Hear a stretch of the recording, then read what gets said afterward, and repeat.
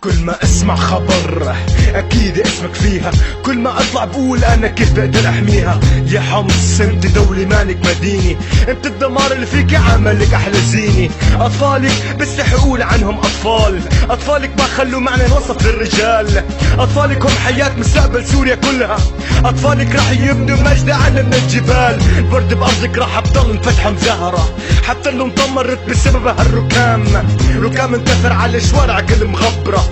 الوردة هي بيت حمص بيت الحسن والجمال، راجعين كنا نبنيك حجرة حجرة. يا حمص راح نزيح عنك هالصخرة حتى يرتاح جرحك ويشفى. امسح دمعتك يا غالي حتى قلبنا نحن يدفى.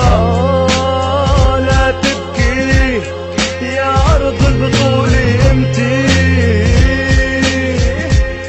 نحن راجعين راجعين لحتى نبنيكي. أنا حمص بتذكر كل شارع فيكي، بتذكر لما كنت دور عمي لأرويكي لنزرع الشجرة بساتين نفلح أراضيكي، وعصافيرك تلحن وسنفونيات بتهديكي. هي حمص هي مصنع الرجال، تكلموا عنه صوت الرغم ربطهم بالحبال. نكسار بكل عيلة صار فيها شهيد أو معتقل وعلى ظهر معلب بالحديد. ليش؟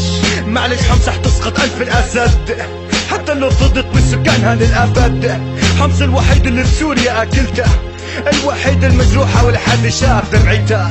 اسمعيني نحن روحنا فداكي، ما كفش حتى الثورة السورية بلاكي. أنا حمص وبعتذر لك يا حمص أرجوكي لا تبكي.